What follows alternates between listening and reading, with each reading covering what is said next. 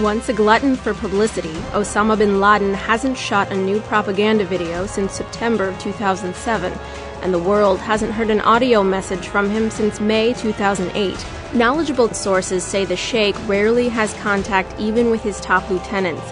Many are steadily being eliminated. At least 8 of the 20 most wanted Qaeda operatives have died this year in predator attacks along the Afghan border. Sources say the underlings who have replaced them don't match their intellectual, organizational, or planning skills. But as the Mumbai attacks showed, bin Laden's ideology continues to inflict monstrous harm. He's number 42 on Newsweek's list. From devil to deity, Pope Benedict XVI also made Newsweek's list of the 50 most powerful people in the world.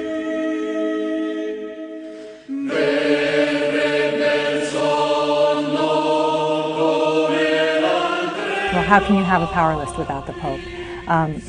Ratzinger, Benedict, came to America this year. He had not been here for 25 years. He had never been here as Pope. And he made quite an impression.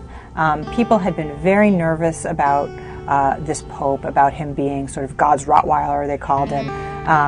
Very, very hard on cafeteria Catholics, people who weren't Orthodox. And he came and he spoke to the Catholic people here in America. And the thing that he did most of all was that he met with some victims of the sex abuse scandal. And that softened him in a lot of people's eyes. That was a very important moment for the Catholic Church here in America. He commiserated with them, he cried with them. Apparently there wasn't a dry eye in the room. And everybody who was at the meeting said that it was very genuine and very moving. And so this idea of him as this forbidding character who was sort of laying down the law of Catholic theology was softened a lot. While Pope Benedict leads 1/6 of the world's population in worship, he only ranks 37th in Newsweek's special issue. I think the problem with this Pope is that he's after John Paul II. And John Paul II was just a phenomenon. I mean, he was a rock star.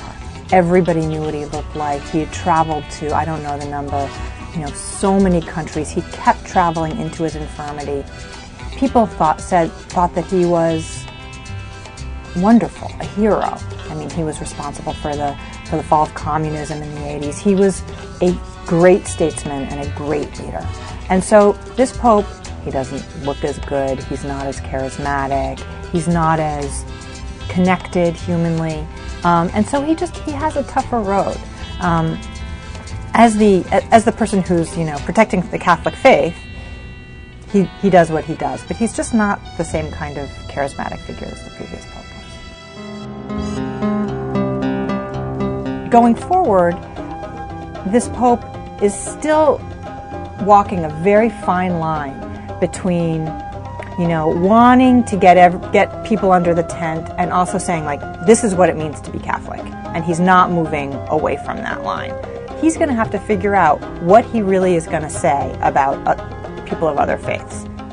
Is the Catholic Church the one true church, which is what he has to say, or can he get his arms around people of other religions, people who have other belief systems, and how is he going to work that out?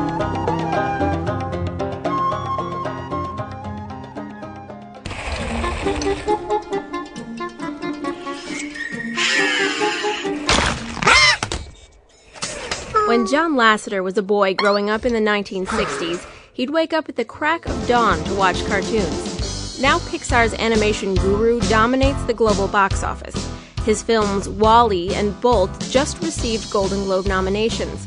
WALL-E is a huge commercial success, grossing close to $500 million worldwide. But Lasseter's real power may come from the economic downturn. Historically, movies of all kinds do well when the economy is bad.